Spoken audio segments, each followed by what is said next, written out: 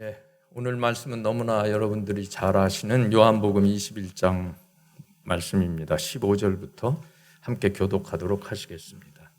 제가 먼저 읽겠습니다.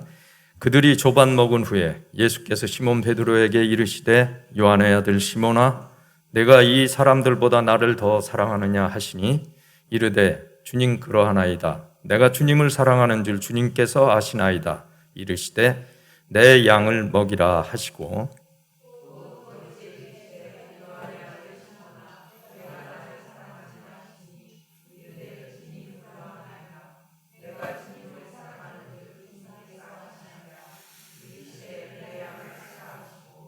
세 번째 이르시되 요한의 아들 시몬아 내가 나를 사랑하느냐 하시니 주께서 세 번째 내가 나를 사랑하느냐 하심으로 베드로가 근심하여 이르되 주님 모든 것을 아시오매 내가 주님을 사랑하는 줄을 주님께서 아시나이다. 예수께서 이르시되 내 양을 먹이라. 함께 읽겠습니다. 내가 진실로 진실로 내게 이르노니 내가 젊어서는 스스로 띠띠고 원하는 곳으로 다녔거니와 늙어서는 내 팔을 벌리리니 남이 내게 띠띠우고 원하지 아니하는 곳으로 데려가리라. 아멘. 예, 그리스도인의 구원은 칭의, 믿음으로 의롭게 된다. 그리고 성화, 주님을 닮아가는 것. 그리고 영화, 하나님을 영화롭게 하는 그런 세 단계로 이렇게 발전해 나간다고 볼 수 있겠습니다. 믿음으로 구원을 받은 기독교인의 삶은 성화, 즉 예수를 닮아가는 삶이 되어야 된다고 할 수 있겠습니다. 성도들에게 가장 힘든 시험, 예수 믿고 나서 가장 먼저 부딪히는 시험이 무엇인가 하면 그래, 너 예수 믿더니 얼마나 변했니? 결과를 묻는 것입니다. 또 우리 스스로도 내가 예수를 믿고 선한 싸움을 살아가는데 변해야 되지. 내가 옛날 그 모습 그대로 있으면 어떡하나. 이런 강박관념에 사로잡힐 때가 많습니다. 하지만 죄된 인생은 스스로의 노력으로 절대 변할 수 없습니다. 우리의 노력으로는 절대 불가능합니다. 처음 예수 믿고 모든 예배, 온갖 헌신, 또 불덩어리 같은 어떤 뜨거운 마음으로 찬양하고 눈물 흘리면서 모든 수련회, 기도회 다 쫓아다녀도 사람의 열심만으로는 성화의 길을 갈 수 없습니다.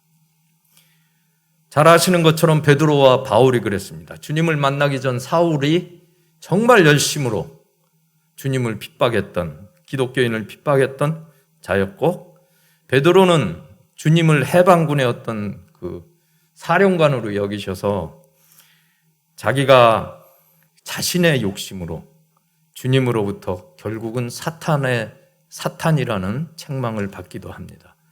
주님의 제자로 3년을 쫓아다녔던 제자들도 주님의 십자가 앞에서는 모두 다 도망가고 맙니다. 이 모든 것이 주님을 바로 알지 못하는 데서 오는 그릇된 믿음의 결과입니다. 우리의 모습은 어떻습니까? 우리의 뜨거운 믿음도 잘못된 열심이거나 시간이 흐름에 따라 식어가는 나태한 믿음일 수도 있습니다.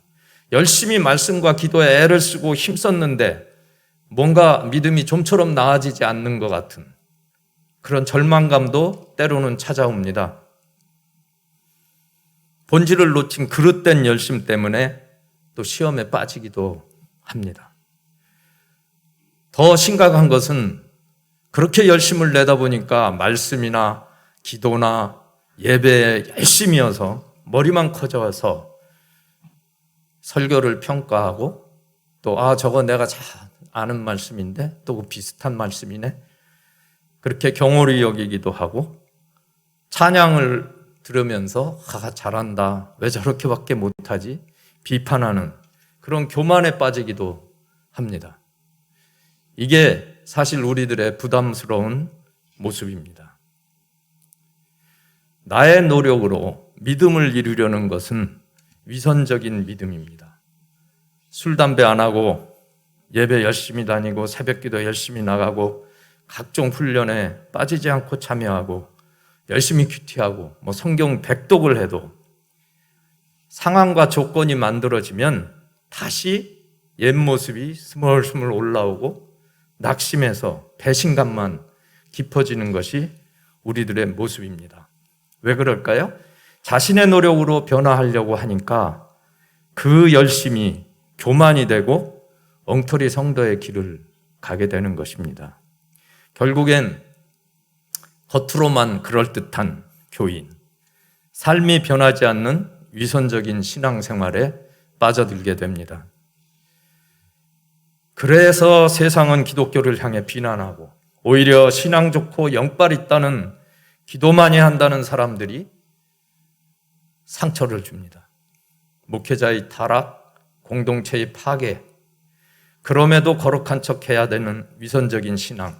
어찌 보면 이 모든 것이 잘못된 성화에 열심을 낸 한국교회와 성도들의 책임이라고 할 수 있겠습니다. 잘못된 믿음은 사람에 따라서 믿음을 평가합니다.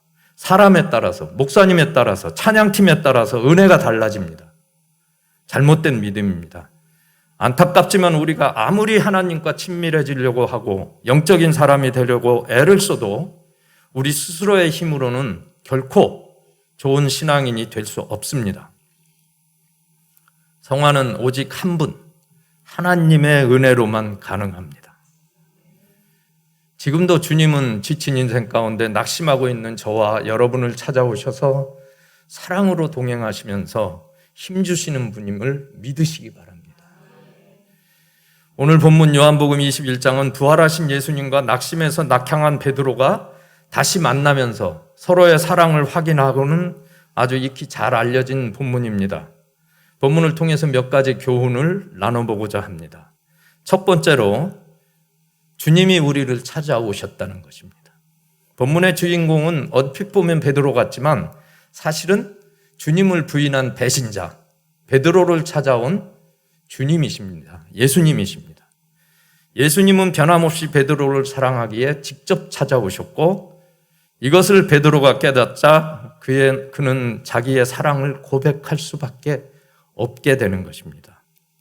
아마도 베드로는 예수님이 찾아왔을 때 그토록 자신했던 자신의 그 수치스러운 믿음을 생각하며 당황스러웠을지도 모릅니다. 자신의 잘못을 나무라기 위해서 오셨다고 생각할 수도 있습니다. 그러나 예수님은 친밀하게 개인적으로 찾아오셔서 베드로가 지난날과 오늘을 잘 비교할 수 있도록 완벽하게 상황을 연출하고 계십니다. 그를 처음 부르셨던 갈릴리 그 바닷가, 그곳에 찾아오셔서 여전히 고기를 잡지 못하고 낙심하고 있던 베드로를 과거의 이름, 즉 시몬이라 부르시며 베드로의 지난날을 기억나게 하십니다. 내가 나를 사랑하느냐 물으시며 자신이 베드로를 여전히 사랑하고 있음을 간접적으로 확인시켜 주십니다. 나는 너를 결코 잊은 적이 없어. 내가 나를 떠났지만 나는 여전히 너를 사랑하고 있단다. 너도 나를 사랑하니? 잘못된 사랑의 관계를 바로잡아 가시기 위해서 모든 상황을 만들고 계십니다. 베드로는 예수님이 아직도 자신을 사랑하고 있음을 깨닫게 되자 부끄러움을 극복하고 다시 일어설 수 있었고, 잘 아시는 것처럼 그 후에 베드로의 삶은 오직 주님을 닮아 따라가다 결국은 순종의 그 주님처럼 십자가에 거꾸로 순교하는 자리까지 가게 됩니다. 어떻습니까? 우리도 때로 주님을 사랑한다고 고백하는 사람들이지만 비참한 현실 속에서 또는 주님을 부인할 수밖에 없는 현실 속에서 우리의 모습은 어떤 모습으로 있습니까? 우리도 베드로의 이 모습과 주님을 만나기 전, 부활하신 주님을 만나기 전 십자가를 향해서 가시는 주님, 그 주님을 부인했던 제자들과 우리가 다를 바가 없다고 생각합니다. 왜 그럴까요? 세상이 두렵기 때문입니다. 세상 속에서 예수를 모른 척하며 사는 것이 더 편할 수 있습니다. 주님 앞에서 당황스럽고 부끄러울 때가 왜 없겠습니까? 우리가 신앙을 갖게 되면서 부담스러워지는 것이, 예전엔 아무렇지도 않던 것이 지금은 부담스러워지는 그런 경험을 많이 하실 겁니다. 베드로는 주님을 부인하기 전까지 베드로도 주는 그리스도요 살아계신 하나님이시다라고 고백했습니다. 그런데 주님께서 내가 죽고 사흘 만에 다시 부활하신다는 말에 그리마옵소서, 이 일이 결코 주에게 미치지 아니하리이다 장담했었습니다. 주님을 체포하려는 현장에서도 로마 병사 말고의 귀를 자른 그런 열심도 나타냈었습니다.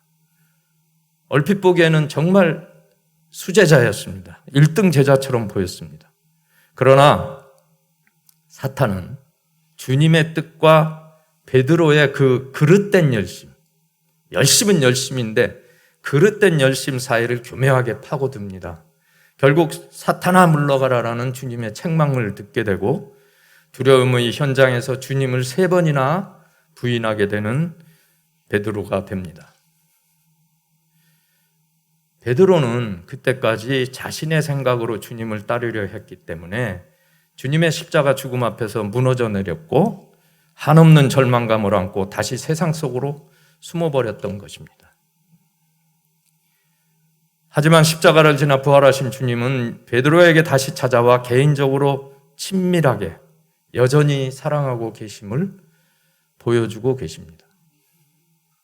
세상보다 주님을 더 사랑하기 원하시는 주님은 숯불가에서 주님을 3번 부인한 베드로에게 바로 그 숯불을 피워놓고 내가 이 사람들보다 나를 더 사랑하느냐고 묻습니다. 한글 성경에는 이 사람들이라고 되어 있지만 헬라어 원문이나 영어 성경에는 이것들로 되어 있습니다.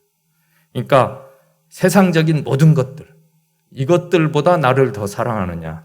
주님은 내가 나를 처음 만나 믿기로 다짐하던 그 첫사랑의 간격을 잊지 않고 세상 어떤 가치보다 나를 더 믿고 사랑하느냐 묻고 계신 겁니다. 지금 우리에게도 묻고 계신다고 믿습니다. 주님을 사랑하지 않는 자에게는 결코 다른 영혼을 맡길 수가 없기 때문에 주님께서는 우리에게도 주님을 사랑하는지, 나는 너를 사랑하는데 너도 여전히 나를 사랑하냐 확인하고 계신다고 믿습니다. 우리의 믿음도 율법의 심판이 두려워서 믿는 것이 아닙니다. 주님의 십자가 사랑에 감격해서, 그래서 순종하는 자발적인 것이어야 한다고 믿습니다. 고난과 맞닥뜨리면 예수를 못 본 채 세상과 타협하는 우리들입니다. 믿음 생활도 기쁨이 없고 감사도 억지로 짜내야 한다면, 주님을 만난 것 같지도 않고 신앙생활이 부담스럽고 절망감이 든다면 솔직히 우리의 믿음을 다시 한번 점검해 봐야 됩니다. 오늘 우리에게도 내가 나를 사랑하느냐, 주님의 간절한 사랑 고백을 듣는 귀가 열리기를 소원합니다. 주님은 우리의 생각이 어떠하든 변함없이 우리를 사랑하고 계시고 앞으로도 그 사랑은 결코 변하지 않을 것입니다. 믿으시기 바랍니다.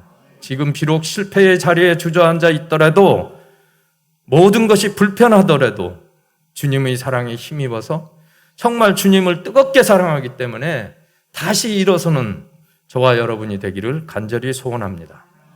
이것이 참된 성화의 길을 열심히 달려가는 모습이 될 것입니다. 요한일서 4장 10절 함께 읽겠습니다. 시작. 사랑은 여기 있으니 우리가 하나님을 사랑한 것이 아니요 하나님이 우리를 사랑하사 우리 죄를 속하기 위하여 화목제물로 그 아들을 보내셨습니다.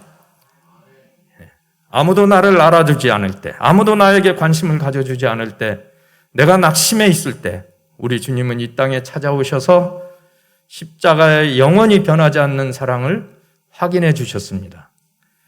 내가 죄로 인해서 온전히 믿지 못할 것을 미리 아셨습니다. 이미 자신을 우리에게 내어주셨습니다. 고린도후서 5장 14절 말씀입니다. 그리스도의 사랑이 우리를 강권하시는도다. 강권하시는도다.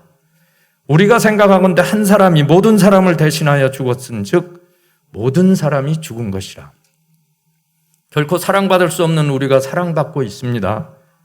결코 용서받을 수 없는 우리가 용서받았다는 사실이 우리에게 절절히 다가올 때 미치도록 주님을 사랑하고 따르고 싶어지는 것입니다. 형식적인 사랑이 결코 아닙니다. 그 친구 내가 알기 전 날 먼저 사랑했네.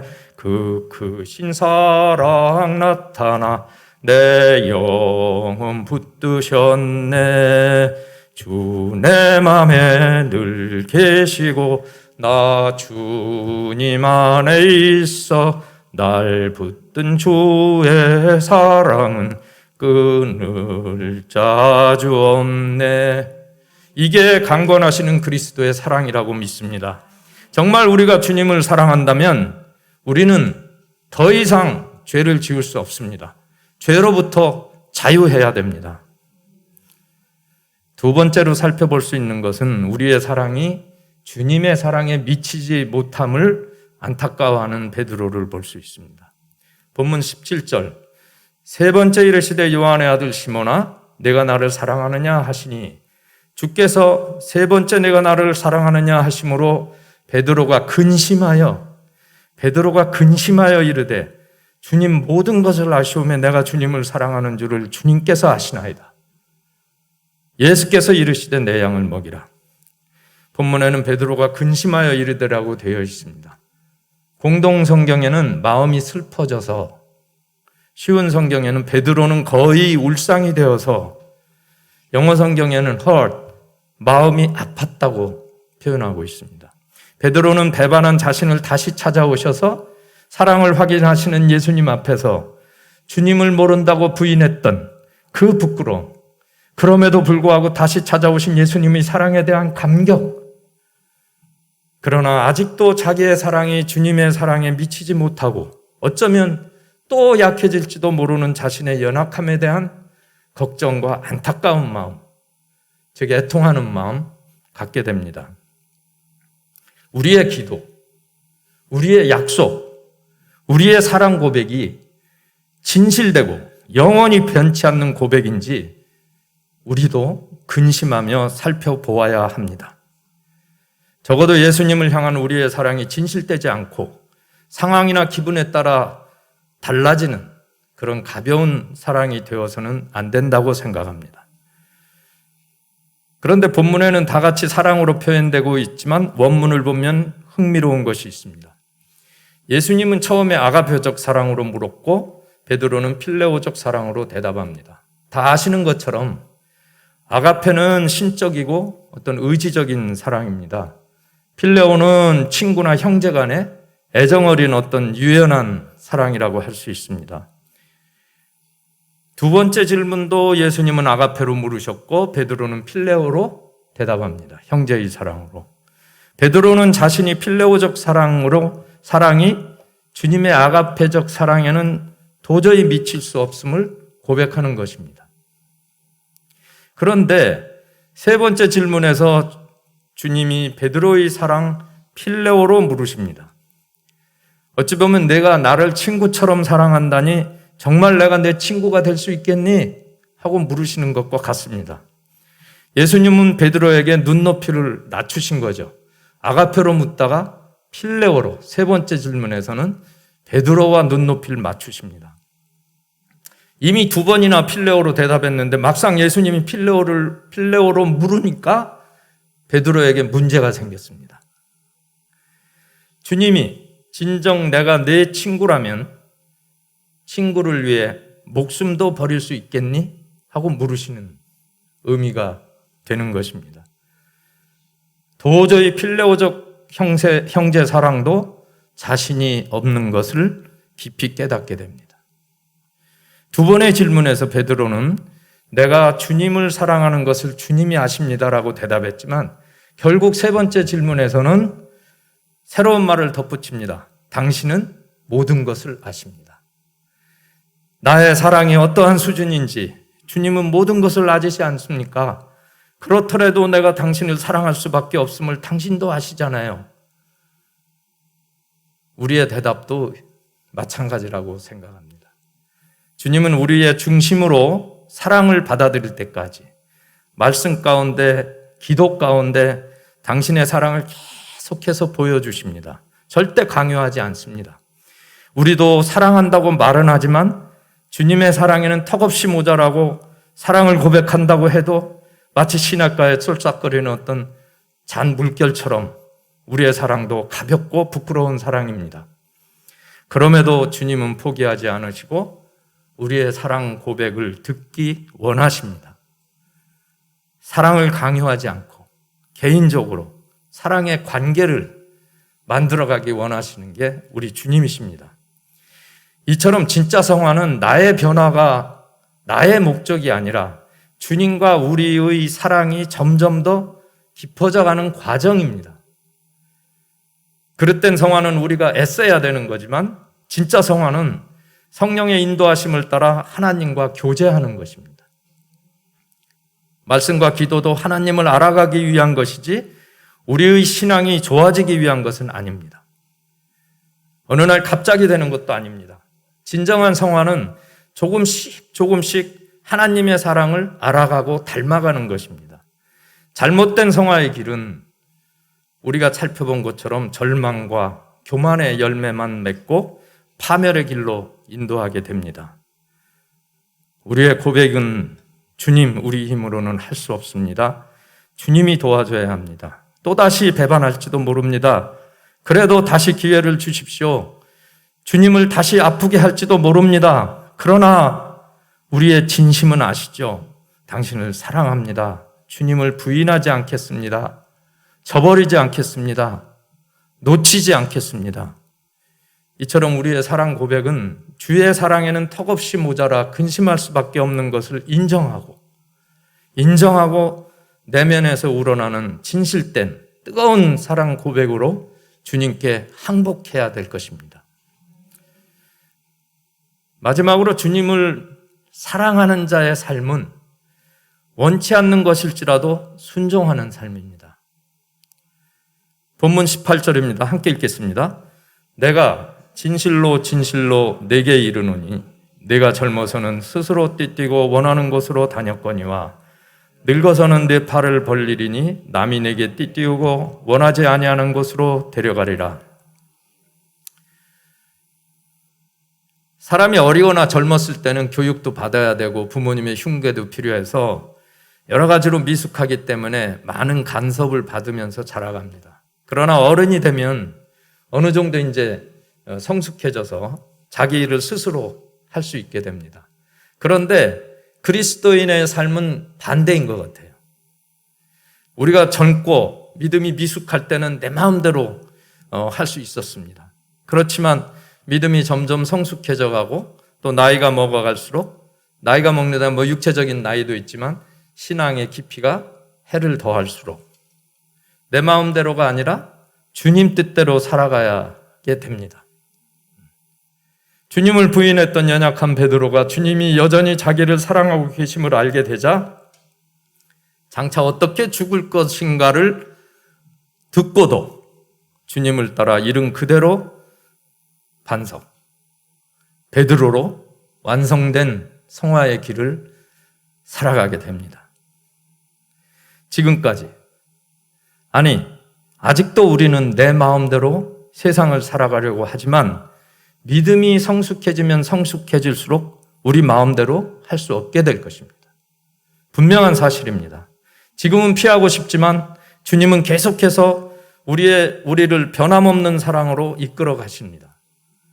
정말 우리가 주님의 사랑에 순종하게 된다면 더 이상 우리 마음대로 살 수 없습니다. 원치 않지만 지금 당장은 나이가 들고 우리의 믿음이 성숙해져 가면 갈수록 남들의 주목을 받습니다. 그럴수록 우리의 생각을 지배하는 것이 무엇인지 냉정하게 살펴봐야 합니다. 말씀 듣기를 즐겨하고 들은 말씀에 따라 순종하는 삶인지 아니면 나의 생각, 나의 주장, 여전히 나의 고집이 나를 지배하고 있지는 않은지 살펴봐야 됩니다. 당장은 피하고 싶고 원치 않는 삶일지라도 그것이 축복임을 확신하는 저와 여러분이 되기를 원합니다. 사람들은 안락함을 택하지만 우리는 십자가를 택한 성도들입니다. 사람들은 섬김받기를 원하지만 우리는 섬김을 택한 자들입니다. 사람들은 자신의 생각, 자신의 고집을 따라서 살지만 우리는 내 양을 먹이라는 주님의 말씀을 따라서 살아가야 합니다. 사람들은 자기 중심으로 살지만 우리는 하나님 중심으로 살아가야 합니다. 지금은 피하고 싶고 또 치열한 경쟁 속에서 살아가야 하기 때문에 믿는다는 것이 손해보는 것 같지만 진정한 기쁨과 주님의 은혜를 만끽할 수 있는 유일한 길은 나는 원하는 일이 아닐지라도 말씀이 깨달아질 때 외면하지 않는 것이 우리가 참된 행복을 느낄 수 있는 길이라고 믿습니다.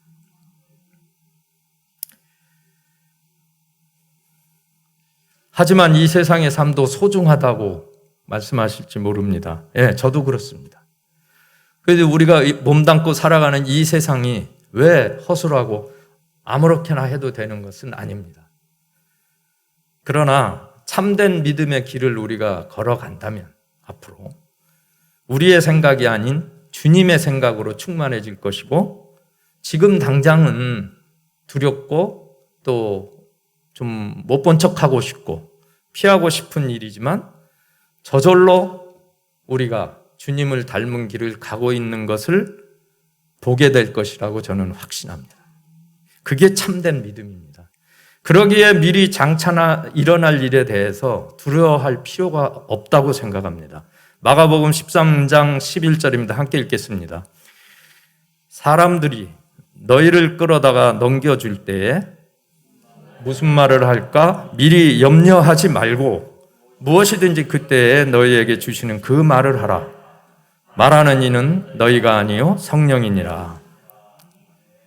주님을 닮는다는 것이 내겐 불가능해 보이고 나를 버린다는 것이 두려움이 앞서지만 말씀에 선언해 놓으셨습니다. 피할 길을 내시고 할 말을 주실 것을 믿으시기 바랍니다. 주님이 하실 것입니다. 믿고 조금씩 주님을 닮아가는 참된 믿음의 길을 살아야 됩니다. 하늘아버지가 정말로 살아계신다고 믿습니까? 아멘. 정말 우리가 거룩한 삶을 살기 원한다면 주위의 사람들이 우리를 보고 잘했다고 말하는 게 중요한 게 아닙니다. 하늘아버지께서 우리를 보고 참 수고했다고 칭찬해 주시는 것을 기대하면서 주어진 삶의 현장에서 나의 생각과는 다르지만 최선을 다해서 주님을 닮아가는 증인의 삶을 살아갈 수 있기를 원합니다. 사람들은 우리를 비난하고 조롱할지 모릅니다. 그러나 우리에게는 나를 먼저 하시고 나를 찾아오셔서 나를 사랑하사 나를 위하여 자기 자신을 버리신 주님이 계십니다. 그분 한 분이면 우리는 충분합니다. 그분이 기뻐하시는 주님이 그토록 소중하게 여기시는 한 영혼을 주님 앞에 데려올 수 있는 우리 모두가 되기를 원합니다. 좀 엉뚱한 비유이긴 하지만 요즘 코로나 시대에 가장 고통받는 사람들이 많지만 연예인들, 예술가들이 무대가 없어서 아르바이트를 하고 일용 품꾼으로 어려움을 겪고 있다고 합니다. 하지만 우리도 어찌 보면 인생이란 무대에서 어떤 상황과도 관계없이 우리의 삶을 통해서 하나님을 향하여 우리의 삶의 고백을 통해서 우리의 사랑의 고백을 통해서 우리의 삶을 만들어가는 과정이라고 볼 수 있습니다. 그런데 일반 연극과는 다르게 우리의 관객은 정말 전능하신 하나님 딱 한 분이 관객에 앉으셔서 우리의 인생 무대의 연기를 사랑의 눈으로 바라보고 계시는 것과 마찬가지라고 생각합니다. 연극의 제목은 주 너의 하나님을 사랑하라. 내 이웃을 내 몸과 같이 사랑하라. 성화의 완성이라고 생각합니다. 절망과 교만 속에서 마지못해 믿는 척하는 위선적인 믿음이 아니라 주님이 우리를 결코 버리지 않으신다는 것을 알기 때문에 서툴러도 말씀대로 살려고 몸부림치고 믿음을 몸을 던져서 연기한다고 생각해 보십시오. 내가 뛰어난 존재가 아니라 주님의 십자가의 은혜에 감사하며 친구를 위해 목숨을 내어놓는 사랑으로 주님을 닮아가는 참 성화의 길을 단 한 번뿐입니다. 이 인생의 무대에서 최선을 다해서 연기하는 여러분이 저희가 되기를 원합니다. 나를 사랑하시는 주님을 사랑하게 되면 우리는 주님의 말씀을 따라서 살 수밖에 없습니다. 요한일서 5장 3절 함께 읽겠습니다. 하나님을 사랑하는 것은 이것이니 우리가 그의 계명을 지키는 것이라. 그의 계명들은 무거운 것이 아니로다. 우리 믿음의 체크리스트입니다. 이 말씀이 뭔가 공허하고 잘 이해가 되지 않고 무겁게 느껴진다면 우리의 믿음을 점검해 봐야 됩니다. 잘못된 믿음의 길을 간다고 볼 수 있습니다. 바른 믿음의 소유자는 계명을 지키는 것이 기쁨입니다. 말씀대로 사는 게 기쁩니다. 실수해도 첫사랑을 잃지 않고 살아갈 수 있습니다. 힘들고 버거워도 가볍게 여기고 감당할 수 있습니다. 절망스럽고 연약한 믿음도 정죄하지 않고 자유함으로 주님이 우리를 사랑하고 계심을 점점 더 깊이 알아갈 수 있도록 말씀대로 산다는 것이 결코 무거운 짐이 아닙니다. 가벼운 짐입니다. 점점 더 성령 충만한 삶으로 흔들리지 않는 믿음으로 나의 원이 아닌 주님의 원으로 따라 살아가는 저와 여러분이 되기를 소원합니다. 기도하시겠습니다. 주님 감사합니다. 부끄럽고 연약한 인생길에 찾아오셔서 동행하여 주심을 감사드립니다. 우리에게 찾아오신 주님의 사랑을 깨달아 알 수 있기를 원합니다. 주님께서는 우리의 사랑이 어떠하신지를 아십니다. 우리의 사랑은 하나님의 무한하신 사랑에 미칠 수 없습니다. 성령님, 근심하는 마음으로 회개하오니 우리의 낮은 수준의 사랑을 극복하고 주님의 크신 사랑에 감사하는 은혜를 부어주십시오. 우리의 깊은 내면에서부터 저절로 우러나는 사랑을 고백할 수 있게 하여 주십시오. 근심하고 애통하는 마음으로 우리의 사랑을 돌아보고 고백할 때 내 양을 먹이라 상한 영혼을 구원코자 하시는 주님의 당부에 부족함이 없도록 참된 성화의 길을 걷게 하여 주십시오. 설사 원치 않는 어려움을 당하더라도 주님의 그 크신 사랑에 감격하여 십자가의 길, 섬김의 길을 끝까지 인내하며 걸어갈 수 있도록 도와주십시오. 성숙한 성도의 사명을 기쁨으로 감당하게 하시고 오직 한 분의 관객, 하나님께만 만족을 드리는 저희 모두가 되게 하여 주십시오. 우리를 여전히 사랑하시는 우리 주 예수 그리스도의 이름으로 기도하옵나이다. 아멘.